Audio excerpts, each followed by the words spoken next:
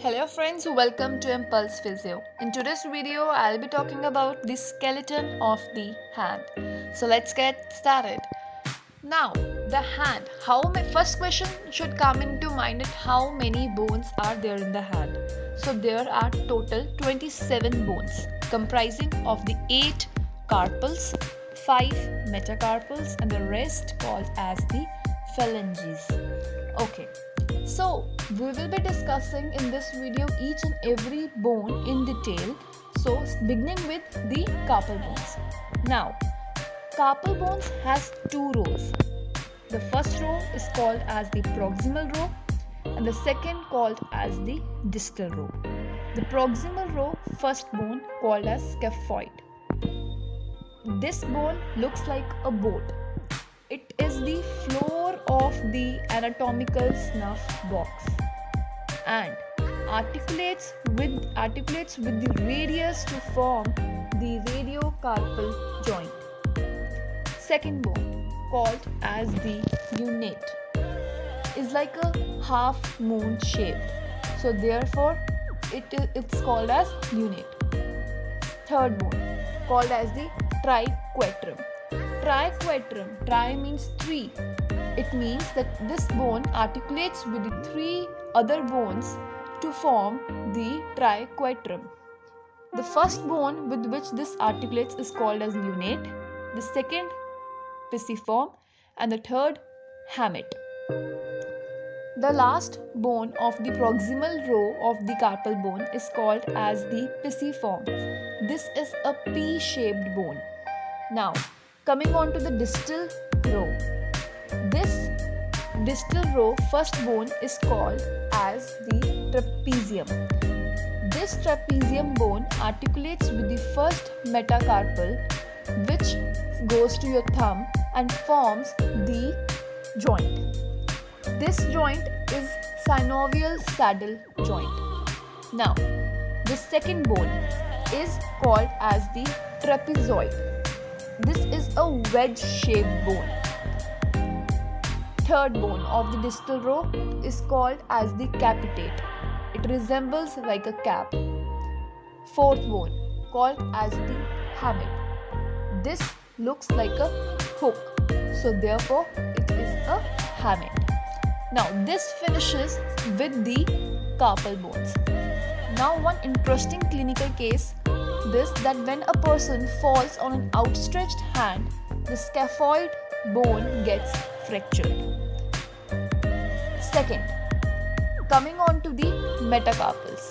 This is the first metacarpal. This is the anatomical position of the hand.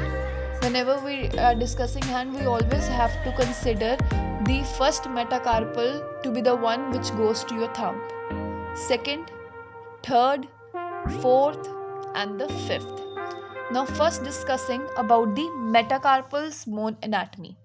So imagine this is a metacarpal. This is called as the base of the metacarpal. This is the shaft of the metacarpal and this is called as the head of the metacarpal.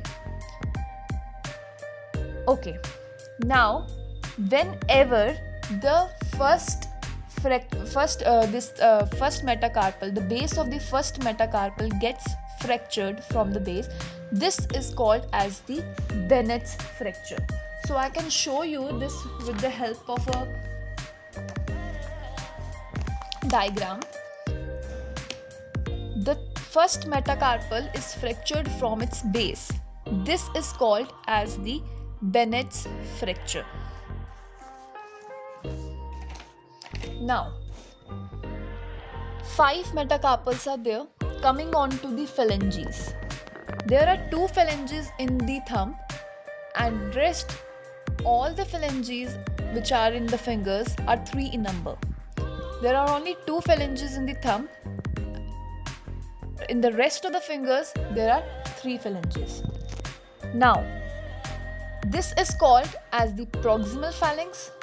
This is called as the distal phalanx.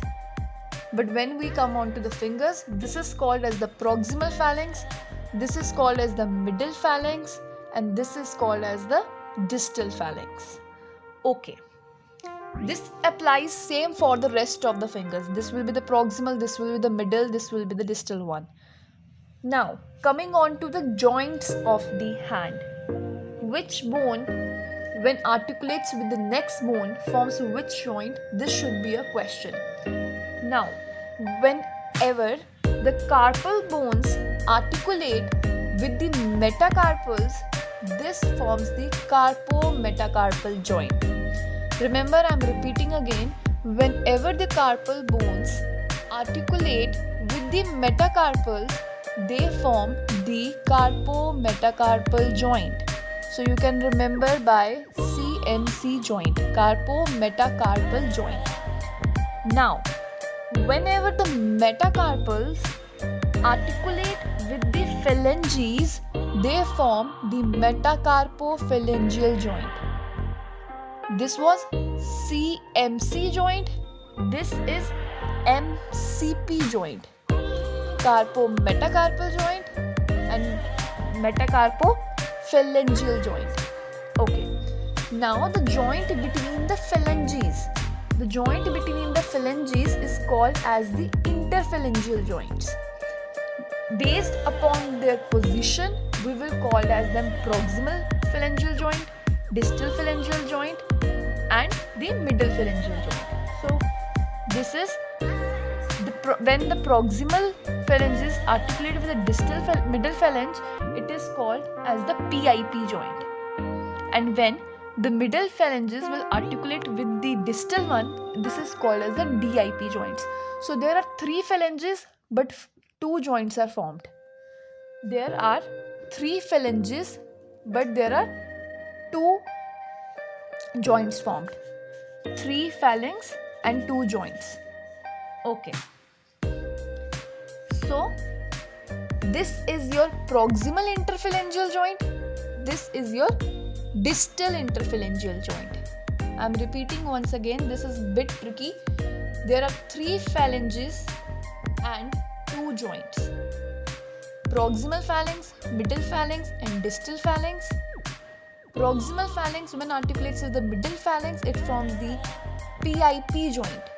And when the middle phalanx articulates with the distal phalanges, it forms the DIP joint. Okay, so this was the complete anatomy of the hand. I hope things are clear. If you guys have not yet subscribed, do subscribe and help in spreading the education. Thank you.